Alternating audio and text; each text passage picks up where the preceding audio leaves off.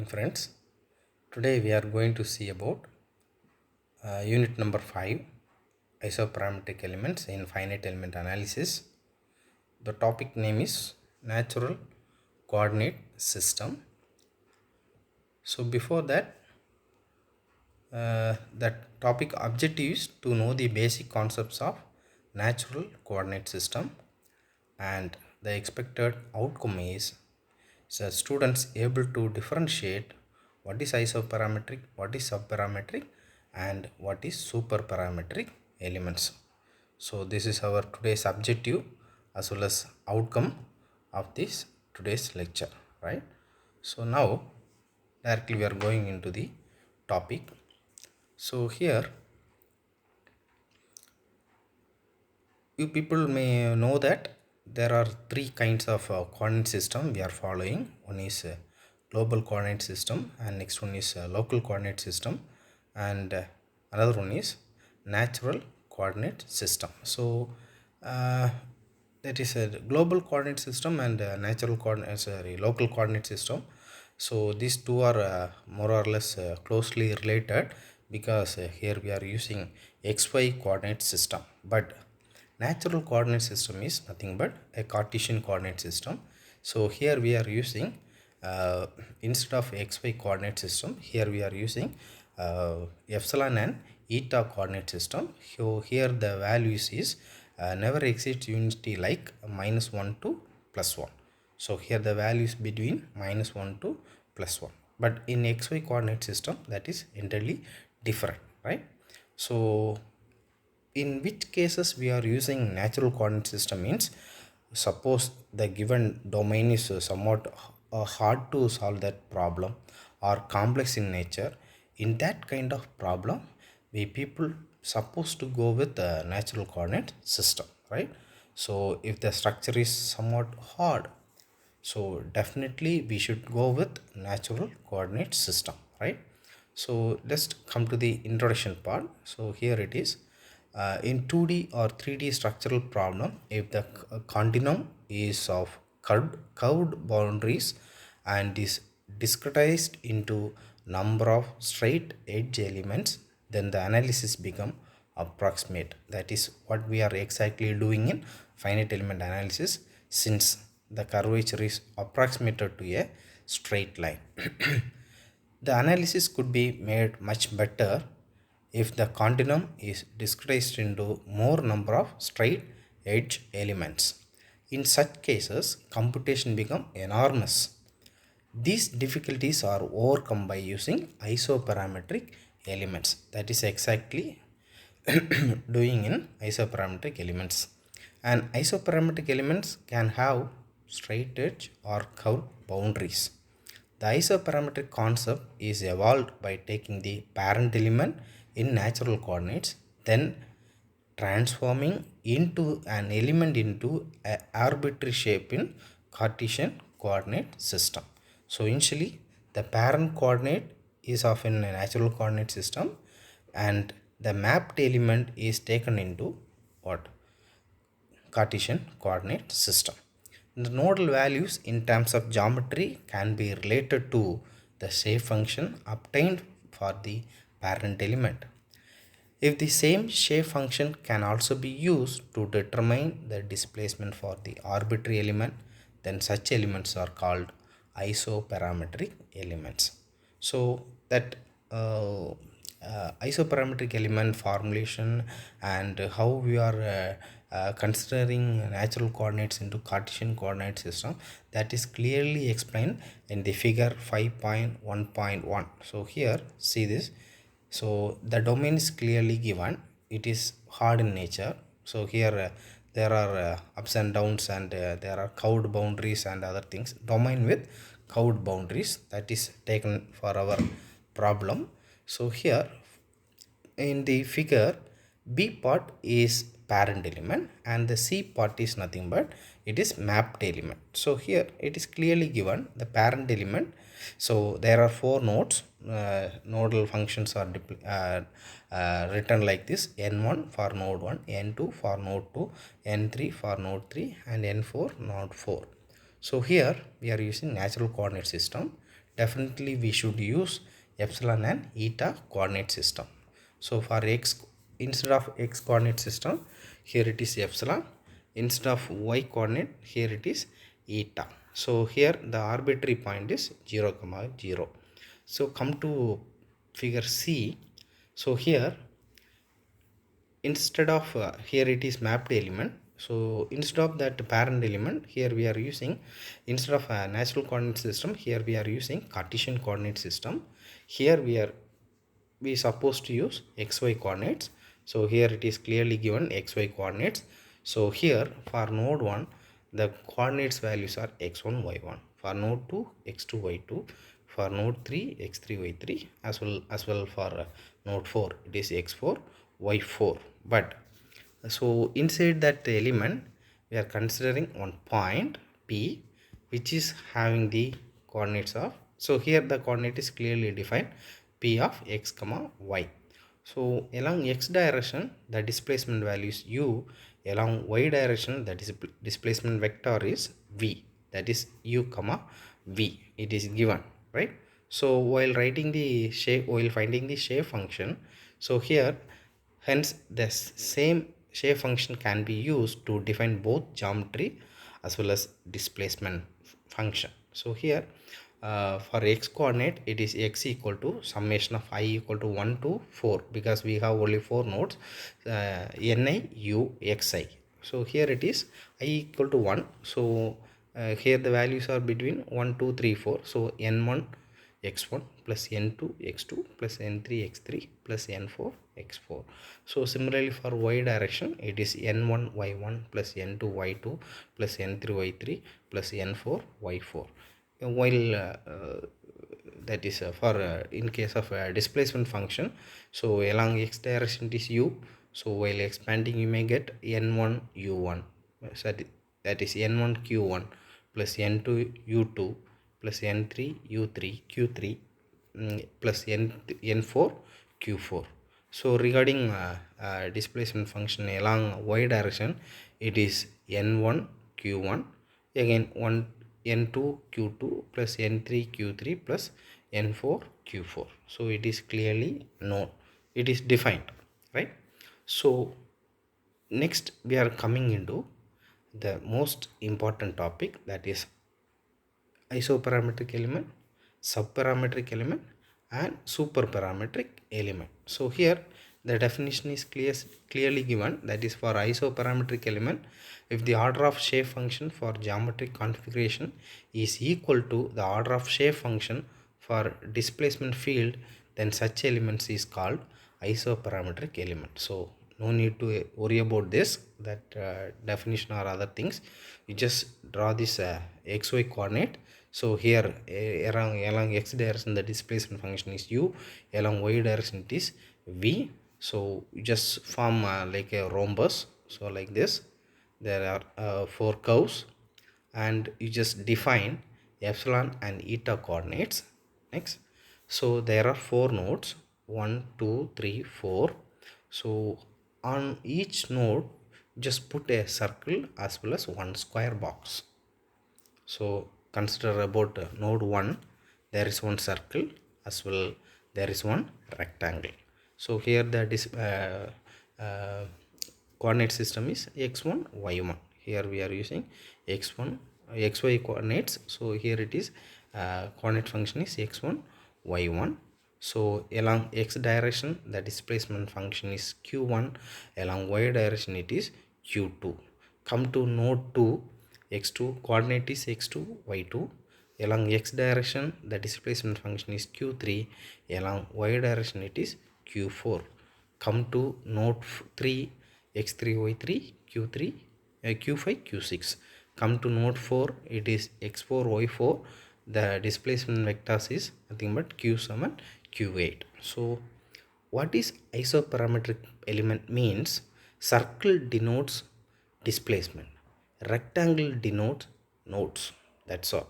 Nodes for geometry, right? Rectangle denotes or square denotes nodes for geometry, and circle denotes nodes for displacement. So we just count the numbers. That's enough to define the isoparametric element or a subparametric element or superparametric element. So here there are four square box and there are four circles. So number of nodes or number of nodes for geometry which is equal to nodes for displacement. So displacement as well as shape function both are here, the count is common or uniform or same, right? So then the element is called isoparametric element. So here there are four nodes, each node having two displacement functions. So there are 8 unknown displacements and each node having what? Displacements. So there are four square box, there are four circles, then the element is called isoparametric element. So come to subparametric element. Just see this diagram. From this diagram you can able to differentiate what is the difference between isoparametric and subparametric element. How many square box are there, how many circles are there, just count it. So here there are four rectangle box, each square box or rectangle or square box. So each square box which denotes for nodes for geometry and circle nodes for displacement. So that count which will determine what is isoparametric element, what is subparametric element, what is superparametric element. So here it is given if the order of shape function for geometry configuration is less than the order of shape function for displacement. So here are what there are what 8 displacements, but we have only 4 geometry shape function, right? So that is subparametric element. So what about superparametric element? So here there are 8 square boxes, but we have only 4 circles. That enough to define the what is superparametric element. So now we just go through it because this question is repeatedly asked in the many university examination question paper. So it if you are strong in these three elements means you will get 8 marks. In your hand you have 8 marks, right? So just imagine the diagram. From that you can easily write the concept.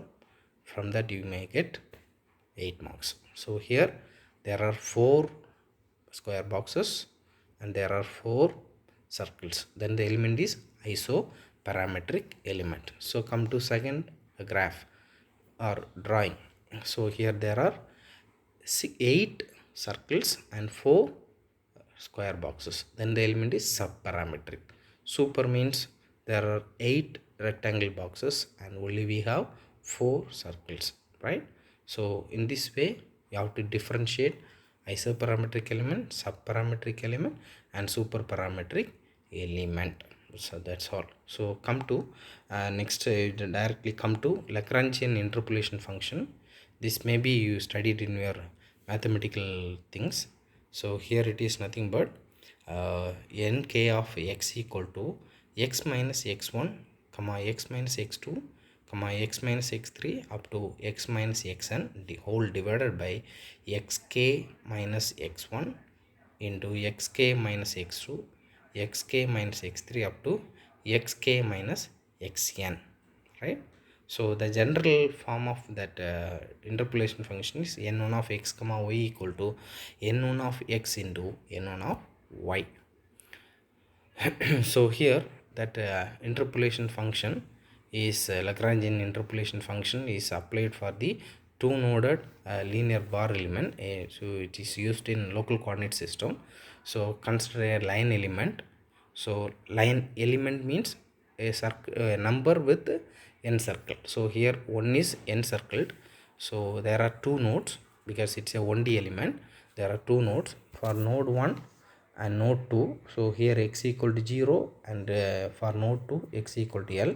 So here length of the element is LE. So for node 1 n1 of x equal to x minus x2. So Lagrangian interpolation function is applied here. X minus x2 divided by x1 minus x2. So x1 minus x2 is nothing but the length of the element. So here it is minus L. So for the upper limit it is x minus L. So while changing the minus into plus, it becomes L minus x by L.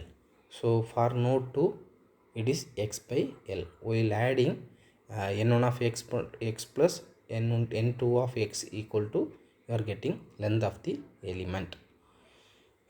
So this is the case for node 2. So 3 noded bar element, it is also given displayed here.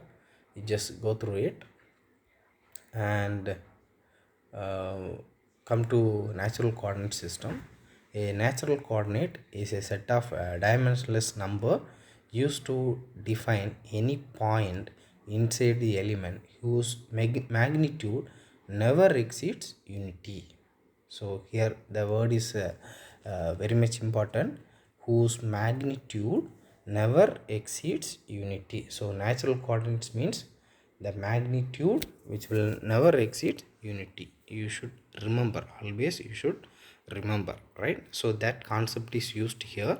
So natural coordinates in one dimensional element. So 1D elements means simply we can choose a bar element, linear bar element, which will line element. So simply it is a line element. There are two nodes, namely node 1 and node 2. For the node 1, the elements are nothing but 1 comma 0. For node 2 it is 0 comma 1. So by using this natural coordinate concept, that whose magnitude never exceeds unity, by using that principle, L1 plus L2 equal to 1. So it is equation number 5.3.1. So while applying that coordinate system, because it is 1D element, so there is only one coordinate, we are considering about x coordinate. So while expanding, L1 of x plus L2 of x2 equal to x. So you just form the combine equation 1 and 2 and bring the matrix form 1 1 x1 x2 L1 L2 equal to 1 x. So that is, while finding L1 and L2, you will get a inverse matrix into 1 by x. So you know how to find the value of inverse matrix A inverse, that is determinant A divided by cofactor transpose divided by determinant A. Using that formula, you just find the value of that inverse matrix, then multiply with 1 minus x, you will get the value of L1 and L2. So finally you are getting x2 minus x by L divided by, so for L2 it is x minus x1 by L. So this is the natural coordinate system.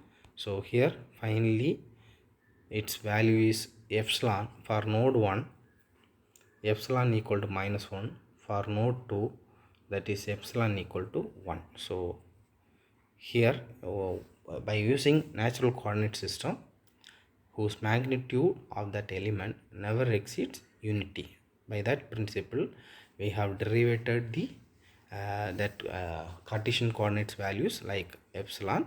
So here it is, for node 1 it is minus 1, for node 2 it is 1. So it is clearly given in this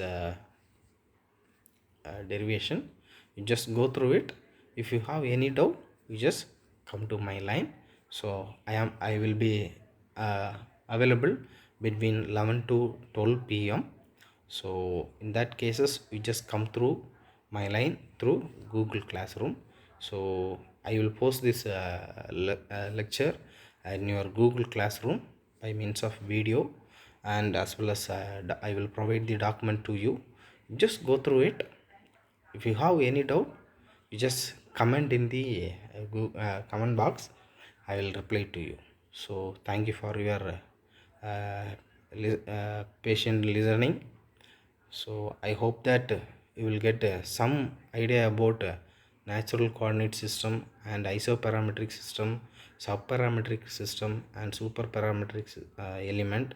So then you may know, you may got some idea about global coordinate system, local coordinate system and natural coordinate system.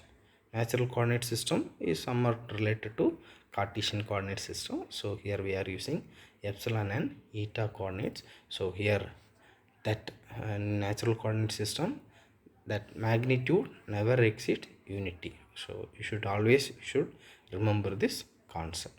So thank you once again for your patient listening. So kindly utilize these hours for your better study. So be stay at your home for your healthy life. So thank you once again.